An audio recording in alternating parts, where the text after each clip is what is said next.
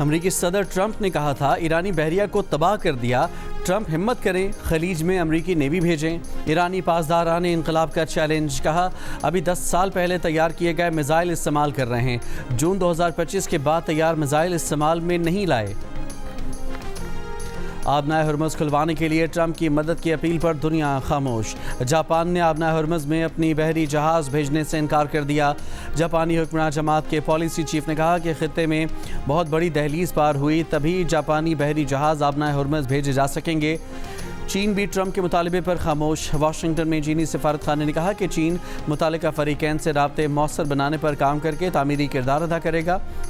امریکی وزیر توانائی نے بھی چین سے امداد مانگ لی۔ کرس رائٹ نے کہا کہ انہیں توقع ہے کہ چین آبنائے ہرمز کھلوانے میں تعمیری شراکت دار کا کردار ادا کرے گا۔ برطانوی وزیر توانائی ایڈ ملی بینڈ نے کہا کہ ہم آبنائے ہرمز کھلی رکھنے کے لیے امریکہ اور دیگر اتحادیوں سے بات چیت کر رہے ہیں، ہو سکتا ہے ہم بارودی سرنگیں تلاش کرنے والے ڈرون بھیج دیں۔ جنوبی کوریا نے کہا ہے کہ ہم نے ٹرمپ کی اپیل پڑھ لی ہے، مشرق وسطیٰ کی صورتحال کا قریب سے جائزہ لے رہے ہیں۔ فرانس خطے میں اپنے بحری جہاز بھیجنے سے پہلے ہی انکار کر چکا۔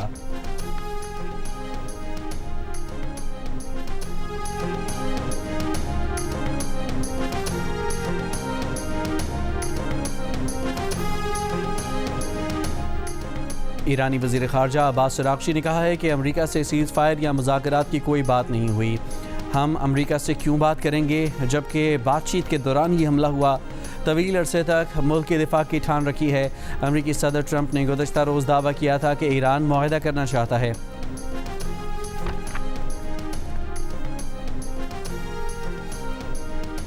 اسرائیل پر ایران اور حزب اللہ کے نئے حملوں سے تباہی، کئی مقامات پر آگ بھڑک اٹھی، عمارتیں اور گاڑیاں تباہ، 24 گھنٹوں میں 100 سے زائد اسرائیلی زخمی ہوئے۔ اسرائیلی میڈیا نے تل ابیب میں امریکی قونصل جنرل کے گھر پر ایرانی حملے سے ہونے والے نقصان کی تصویر جاری کی۔ شمالی اسرائیل میں میزائل حملوں سے تباہی پر امریکہ کے اسرائیلی ایمبیسی کے سوشل میڈیا اکاؤنٹس سے بھی ویڈیو جاری۔ ایران کے شہر اصفہان میں امریکی اور اسرائیلی میزائلوں کے حملے، 15 افراد شہید۔ شیراز میں رہائشی علاقے کو نشانہ بنایا گیا۔ حملوں سے ایران کے خلائی ریسرچ مرکز کو بھی نقصان پہنچنے کی اطلاعات۔ 28 فروری سے اب تک ایران پر حملوں میں شہداء کی تعداد 1400 سے تجاوز کر گئی۔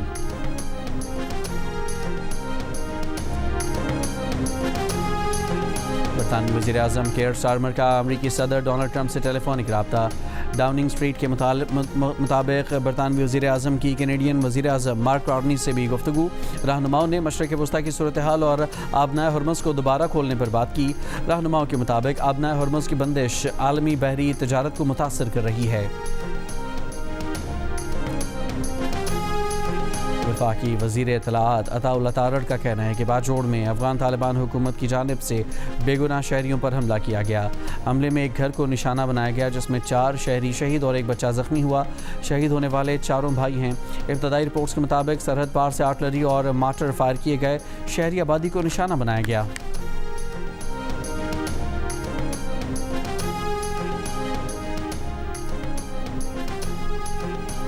جیونی کے علاقے پانمان میں کوسٹ گارڈ چیک پوسٹ پر فائرنگ۔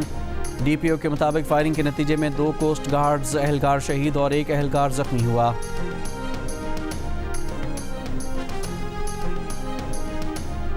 کراچی کے علاقے صدر سے 3 بچوں سمیت کار چوری کر کے فرار ہونے والے ملزمان پکڑے گئے۔ پولیس کے مطابق خاتون اپنے شوہر کے ساتھ خریداری کر رہی تھی، گاڑی کی پچھلی سیٹ پر بچے موجود تھے۔ ملزمان نمائش چورنگی کے قریب پہنچے اور بچوں کو اتارنے لگے تو موقع پر موجود سپاہی نے مشکوک سمجھتے ہوئے ملزمان کو پکڑ لیا۔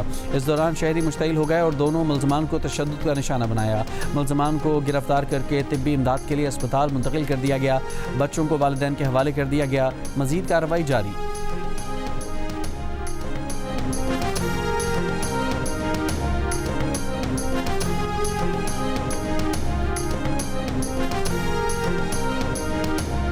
ملتان سکھر موٹر وے M5 سے کانوائے ختم کر دیا گیا۔ ڈی پی او رحیم یار خان کے مطابق ڈاکوؤں کے گروہوں کا خاتمہ کیا جا چکا، تمام ڈاکو پولیس کی گرفت میں ہیں۔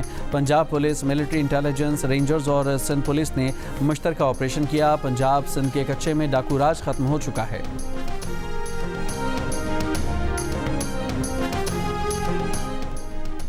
تیسرے ایک روزہ میچ میں بنگلہ دیش نے پاکستان کو 11 رن سے شکست دے دی. 3 میچز کی سیریز 2-1 سے اپنے نام کر لی. میچ میں بنگلہ دیش نے پہلے بیٹنگ میں 5 وکٹ پر 290 رنز بنائے. تنزیر حسن نے 107 رنز کی اننگز کھیلی. جواب میں پاکستانی ٹیم آخری گیند پر 279 رنز بنا کر آؤٹ ہوئی. سلمان آغا 106 رنز بنانے میں کامیاب رہے. تسکین احمد نے 4 اور مستفیض الرحمان نے 3 وکٹیں حاصل کی. میچ جیو سپر سے براہ راست نشر کیا گیا. برطانوی وزارت دفاع کا کہنا ہے کہ قطر اور قبرص میں ٹائفون اور F-35 طیارے تعینات کر دیے ہیں. پروازیں متحدہ عرب امارات، اردن، بحرین میں اتحادیوں کے دفاع کے لیے بھی کی گئیں. وزیر اعظم شہباز شریف نے عید الفطر پر 2 چھٹیوں کا اعلان کر دیا. 20 اور 21 مارچ کو عید الفطر کی چھٹیاں ہوں گی. نوٹیفیکیشن جاری کر دیا گیا. نشریاتی اداروں کو عوامی مفاد میں کام کرنا چاہیے ورنہ وہ اپنے لائسنس کھو سکتے ہیں. امریکہ کے فیڈرل کمیونیکیشن کے چیئرمین برینڈن کار نے کہا ہے کہ جو نشریاتی ادارے خبروں کو توڑ مروڑ کر یا پھر افواہوں کو چلاتے ہیں ان کے پاس لائسنس کی تجدید سے پہلے ٹھیک ہونے کا ایک موقع ہے. راستہ بدلنا ان کے اپنے حق میں ہے کیونکہ میڈیا پر عوامی اعتماد 9% رہ گیا ہے. میڈیا پر اعتماد واپس لانا بہت ضروری ہے. بدلنے کا وقت آ گیا ہے. اسرائیل نے کم سن فلسطینی لڑکی پر گاڑی چڑھانے کی ویڈیو بنانے پر امریکی یہودی خاتون کو ملک بدر کرنے کا حکم دے دیا. امریکی یہودی خاتون نے کم سن فلسطینی لڑکی پر گاڑی چڑھانے والے جنونی اسرائیلی ڈرائیور سے جھگڑا بھی کیا تھا. امریکی یہودی خاتون کا کہنا ہے کہ اسے اسرائیلی حکومت کے خلاف سوشل میڈیا پر خیالات کا اظہار کرنے کی وجہ سے ڈیپورٹ کیا جا رہا ہے.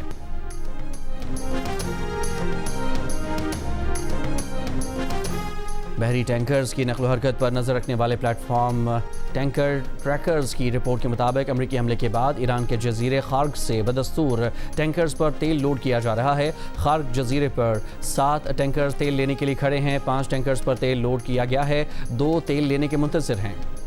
سوئٹزرلینڈ کا امریکہ کے 2 فوجی پروازوں کو فضائی حدود استعمال کرنے کی اجازت دینے سے انکار. کہا غیر جانبداری کے قانون کے تحت جنگ سے متعلق فوجی پروازوں کی اجازت نہیں. امریکہ کی 3 دیگر پروازوں کو فضائی حدود استعمال کرنے کی اجازت ہے. انسانی اور طبی امداد سے متعلق پروازوں کو اجازت دی جا سکتی ہے. زخمیوں کی منتقلی اور غیر جنگی پروازوں کی اجازت ہے.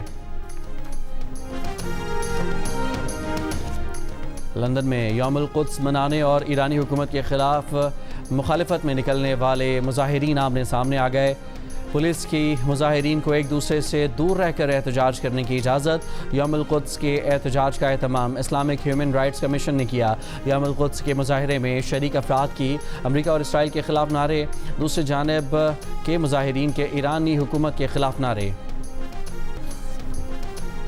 اور سرگودا کے نوائی علاقے بھاٹا والا میں ایک شخص نے اپنی اہلیہ اور 5 بچوں کو قتل کر دیا. ملزم نے واردات کے بعد خود کو بھی زخمی کیا. حالت تشویشناک. پولیس کا کہنا ہے کہ قتل کے واقعے کی تحقیقات کی جا رہی ہیں.